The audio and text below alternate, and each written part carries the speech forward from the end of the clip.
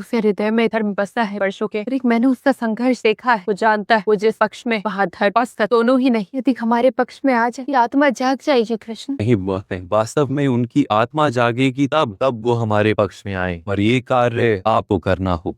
आत्मा आपके नाम से अंगराजकरण, आधे नाम से समग्र आर्यवर्त प्रसिद्ध राजकरण ऋण करने के आपको अभिनंदन। राजा है अधर का साथ दे रहा है, सजाने का वो के मध्य में वास कर रहा है। कदाचित वो जानते ही नहीं वास्तव में वो कौन। कर्ण से मिलने आए हैं, तो वो तो यहाँ वास नहीं करता। अंगराज तो राजभवन में ही वास करते हैं। ज्ञात और ये भी ज्ञात है कि वो आज यहाँ अवश्य आए। जिस प्रकार धूप से त्रस्त पक्ष वृक्ष की छांव में ही बैठता है सदा, यदि अंगराज धर्म से पीड़ित तो वो यहीं आए जहाँ उनके परिवार ने उनके लिए धर्म संभाल कर रखा। भाग्य मनुष्य के निर्णयों का परिणाम है अंगराज। एक ही निर्णय मनुष्य का भविष्य बदल सका, समग्र भविष्य की दिशा बदल सका है। किंतु निर्णय तो मनुष्य के विचारों से जन्म लेते हैं ना, और अपने विचारों में परिवर्तन कर पाना बहुत कठिन है। जीवन भर हम जिस प्रकार के विचारों का अभ्यास करते आए हैं, उसी प्रकार के विचार करता है मनुष्य, और जब विचारों में परिवर्तन नहीं आता, उसी प्रकार के निर्णय लेता। अंततः भाग्य में परिवर्तन नहीं हो पाता। युवराज दुर्योधन भी अपना भविष्य बदल सकते थे, किंतु वो अवसर अब उनके हाथ से जा चुका है। मनुष्य के विचार बनते हैं उसके साथ किए गए व्यवहार से। वासुदेव, जिसके साथ जन्म से केवल अन्याय ही हुआ, यदि वो समाज को शत्रु माने तो उसमें आश्चर्य क्या है। इस सिंहासन पर मेरे मित्र का अधिकार है। वो कैसे? युवराज के पिता राजा हैं और राजा का पुत्र ही राजा बनता है। अर्थात अधिकार क्या जन्म से सिद्ध होता है, सामर्थ्य से नहीं। आप मुझे मेरी ही बातों में उलझाने का प्रयत्न कर रहे हैं वासुदेव। मैंने केवल सम्मान मांगा,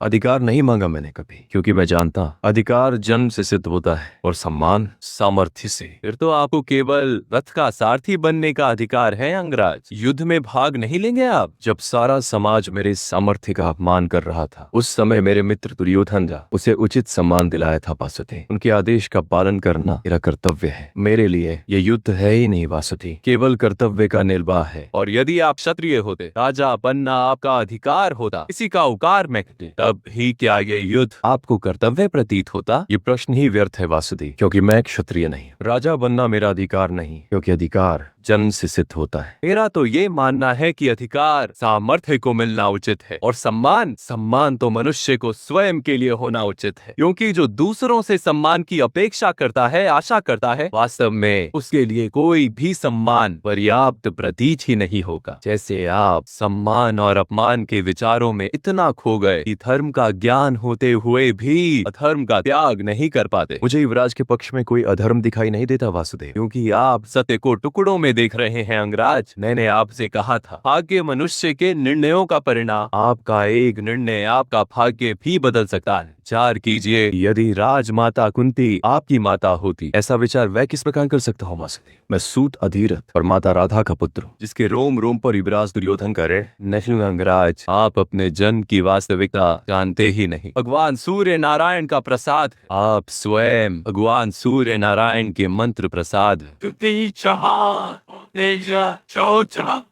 राज, आप अधीर तथा माता राधा के पुत्र नहीं, उन्हें तो आप गंगा के प्रवाह में प्राप्त हुए थे। मैं किसका पुत्र हूँ वासुदेव? आप राजमाता कुंती के पुत्र, स्वयं सूर्य नारायण आपके पिता है। इसीलिए तो दिव्य कवच और कुंडल के साथ जन्म मिला है। आप चाहे तो अधीरथ महोदय से ये प्रश्न पूछ सकते, स्वयं सूर्य नारायण से पूछ सकते, और फिर विचार करने की अपनी रीत बदलकर अपना निर्णय लीजिए, ऐसा अनुरोध है मेरा। श्री कृष्ण की प्रेम वाणी को सिर्फ ध्यान देने तक ही मत रखिए, उस अपनी सांसों और अपने दिल तक ले जाइए। यहां से मन को सुकून मिलता है। और जब प्रेम वाणी को पूरा अपना लोगे ना, तो कृष्ण सिर्फ याद नहीं आएंगे, कृष्ण का एहसास होगा।